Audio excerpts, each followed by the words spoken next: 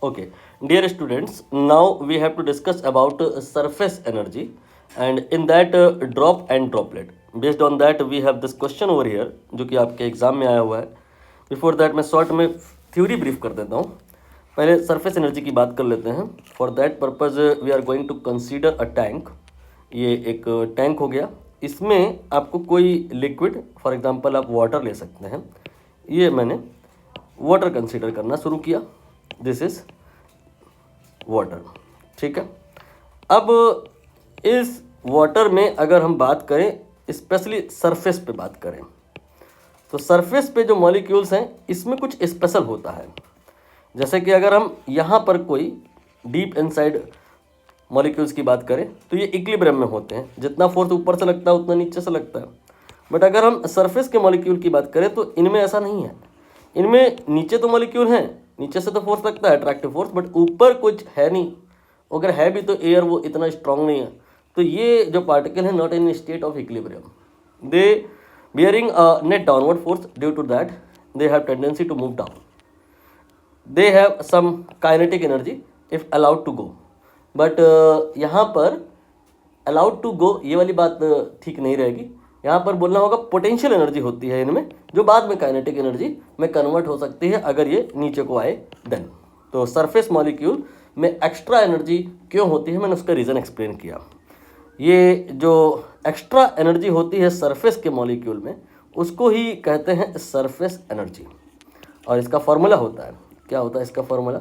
ये होता है surface tension and then multiplied by area of the surface. ठीक, सिंबलिकली अगर बात करें तो ये U हो गया, ये T हो गया, मल्टीप्लाइड बाई ए. ठीक है.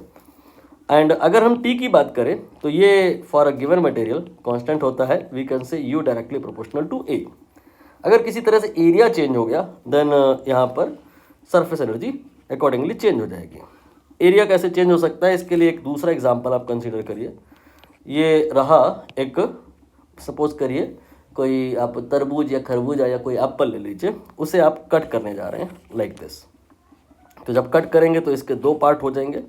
ये इसका सपोज करिए लेफ्ट वाला पार्ट हो गया, राइट वाला, और ये इसका जो है लेफ्ट वाला पार्ट हो गया. हमारा जो कंसर्न है वो ये है कि जानना है मुझे क्या इस कट प्रोसीजर में कोई एरिया इंक्रीज हुआ है. इसके लिए आप सपोज करिए पॉलिश करने जा रहे हैं, पेंट करने जा रहे हैं. तो अगर इधर की साइड बात करें तो पेंट यहाँ पर होगा.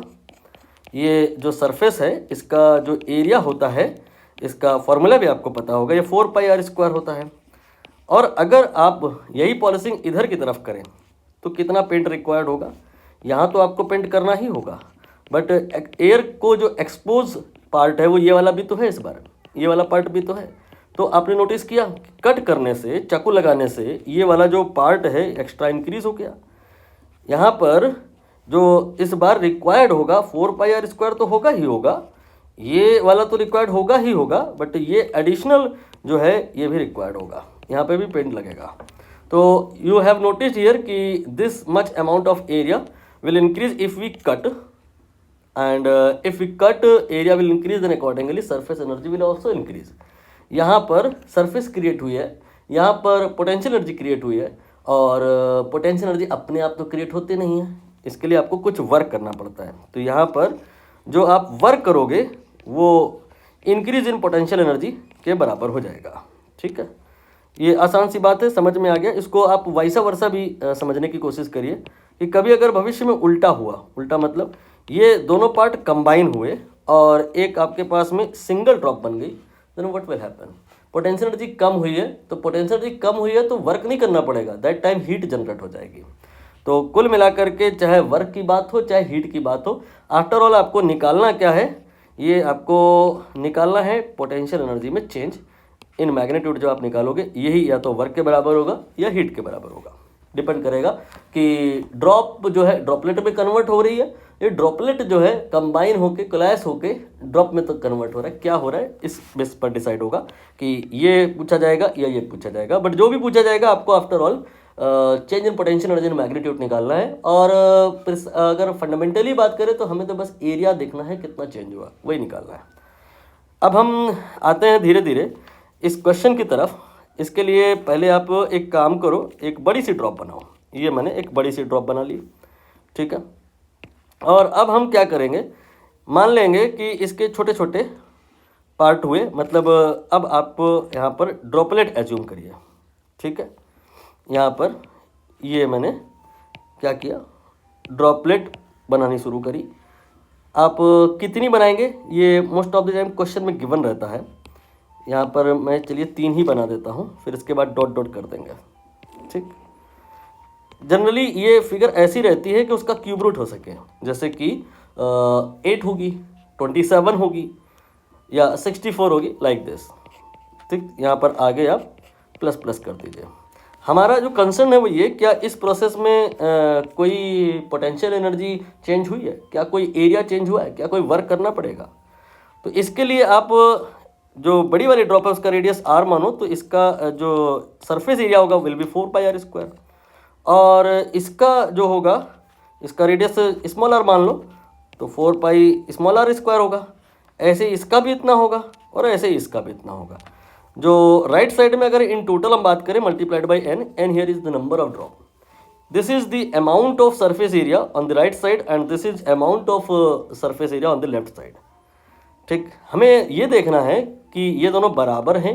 हालांकि गट फील आपको कह रही होगी कि आपने कट किया है अगर, तभी छोटी छोटी ड्रॉप बनी है, तो एरिया यहाँ पे बढ़ा ही होगा। मैंने ये एग्जांपल लेके ये तो बताने की कोशिश करी कि जब आप चाकू लगाओगे, कट करोगे, एक्स्ट्रा सरफेस क्रिएट करोगे तो एरिया बढ़ेगा। बट मैथमेटिकली अब देख लेते हैं कि यहाँ पे ये एरिया कम है, ये एरिया ज़्यादा है, अगर तो कितना ज़्यादा है।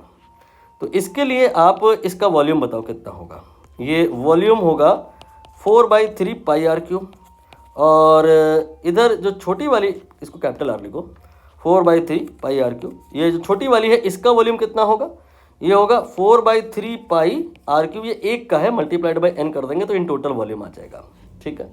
नाउ ये टोटल वॉल्यूम है राइट साइड में, ये टोटल वॉल्यूम है लेफ्ट साइड में, दोनों को इक्वेट कर दीजिए because volume not going to change. I mean अगर आप 100 ml वाटर लिए हो तो 100 ड्रॉप बनाए हो 1-1 ml की, तो टोटल तो वॉल्यूम इधर भी उतना ही है ना, 100 ml इधर है, 100 ml इधर है, तो वॉल्यूम को कंजर्व करा सकते हैं। वॉल्यूम ऐसा नहीं होगा कि आपने 100 ml वाटर लिया और उसको आपने कन्वर्ट कर दिया छोटी छोटी ड्रॉपलेट में, तो ये वॉल्यूम 1000 ml हो गया। Volume not going to increase, not going to increase, ये कांस्टेंट रहेगा। इसका मतलब आप इस तरह से एक रिलेशन डेवलप कर सकते हो, r³ = r³ × n। प्रिसाइसली कहें तो जो r होगा that will be r multiplied by n⁻⁴। हमारा यहाँ पे कंसर्न ये है कि जानना है मुझे कि यहाँ पर एरिया आफ्टर ऑल इंक्रीज हुआ है या डिक्रीज हुआ है, ठीक। तो ये जो एरिया है बाद में, इसको हम कैपिटल R के टर्म में एक्सप्रेस करेंगे। यहाँ तो स्मॉल r है ना, तो स्मॉल r की वैल्यू यहाँ से निकाल के यहाँ रख देंगे, वही करने जा रहा हूँ। Capital R divided by n⁻⁴ put करिए यहाँ पे, तो ये आ जाएगा 4π कैपिटल R स्क्वायर करना है इसका, यहाँ पे देखिए, तो ये हो जाएगा r² and divided by n⁻⁴ का square 2/3 and then here n, तो ये आ गया 4πr² then multiplied by n⁻⁴। ये 1 में से 2/3 घटाया गया है। अब आप देख लो, ये आपका 4πr² इनिशियल एरिया था, और जो फाइनल एरिया आया है वो a में कुछ मल्टीप्लाई हो रहा है, तो कुछ मल्टीप्लाई होगा तो बढ़ ही जाएगा, तो यहाँ बढ़ जाएगा एरिया। और अगर आपको चेंज इन एरिया निकालना है in magnitude, it will be what, final area में से इनिशियल एरिया घटा दीजिए। तो ये एक कॉमन ले लिया हूँ, ए का वैल्यू ध्यान रखना 4πr² है, तो ये आ जाएगा n⁻⁴ -1। आप यहाँ पर n की वैल्यू रख लोगे तो समझ में आ जाएगा by what factor area will increase during cut procedure. यहाँ पर अगर हम n की वैल्यू 8 रख दें तो 8⁻⁴ 2 आएगा, 2 - 1, ये 1 हो जाएगा। तो डेल्टा ए के ही बराबर हो जाएगा, मतलब जितना एरिया था उसका डबल हो जाएगा, 100% एरिया इंक्रीज कर जाएगा। 27 रखोगे तो यहाँ पे 2a आ जाएगा, मतलब पहले एरिया अगर 1 था तो इंक्रीज 2 के बराबर होकर के मतलब टोटल 3 के बराबर हो जाएगा। एनीवे ये मैथमेटिक्स में फास्ट बता रहा हूँ शायद, तो इसलिए क्लियर ना हो रहा हो। Coming back to the potential energy calculation, यहाँ पर अब हम बात करेंगे डेल्टा ए की नहीं, डेल्टा यू इन मैग्नीट्यूड। ये आपका आ जाएगा, यहाँ से बस करना क्या है, टी से मल्टीप्लाई करना है, सरफेस टेंशन से मल्टीप्लाई करना है, तो ये आ जाएगा TA देन n की पावर 1/3 -1। आई होप आप ये समझ रहे होगे 4πr² के बराबर होगा। आप उसको रख भी दो तो भी ठीक है, ना रख दो तो भी ठीक है। क्लियर हुआ? अब यहाँ पर हम अपने क्वेश्चन पर आकर के बात करेंगे। कह रहा है कि आप एक बड़ी ड्रॉप लिए थे और उसको 27 पार्ट में ब्रेक किए, तो इतना वर्क करना पड़ रहा है। बताओ कितना वर्क करना पड़ेगा जो अगर हम उसे 27 में नहीं 64 में ब्रेक करें देन। तो पहले केस 1 जहाँ हम 27 ड्रॉप में ड्रॉपलेट ब्रेक कर रहे हैं, एक ड्रॉप को 27 ड्रॉपलेट में ब्रेक कर रहे हैं। दैट टाइम जो डेल्टा यू होगा that will be T A, बस n की जगह 27 रखना है। 27 की पावर 1/3, आई थिंक ये आप समझते हो गए। ऐसे करेंगे ना, 27 को 3 की पावर 3 और इसकी पावर 1/3। यहाँ पर n की पावर 1/3 -1 है, n की जगह 27 रखेंगे तो 3 की पावर 1/3 3 आ जाएगा, 27 का क्यूब रूट एंड -1 ये हो जाएगा 2। और केस 2 की अगर हम बात करें तो वहाँ पे जो पोटेंशियल एनर्जी में चेंज होगा वो कितना होगा, 64 ड्रॉपलेट बनाई है आपने एक बड़ी ड्रॉप से, तो ये हो जाएगा टी ए एंड 64 का क्यूब रूट होगा। फार्मूला यही वाला है, फार्मूला टी ए n की पावर 1/3 -1 में लगा रहा हूँ डेल्टा यू इन मैग्नीट्यूड निकालने के लिए। और n की वैल्यू पहले मैं 27 रखा था और अब मैं 64 रख रहा हूँ। 64 दरअसल 4 की पावर 3 है और उसकी पावर 1/3 4 हो जाएगा, 4 -1 3 हो जाएगा।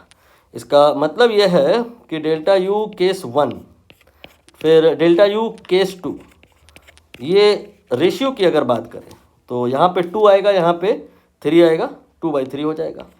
दो में से कोई एक अगर बताया है तो दूसरा निकाल लेंगे हम। पहले वाले केस में ये कह रहे हैं 10 है, ये वाली वैल्यू कह रहे हैं ये 10 है, दूसरे वाले केस में हमें निकालना है। x मान लिया मैंने, सॉल्व कर लेते हैं तो ये आपका 5 हो जाएगा और 5 × 3 ये 15 हो जाएगा।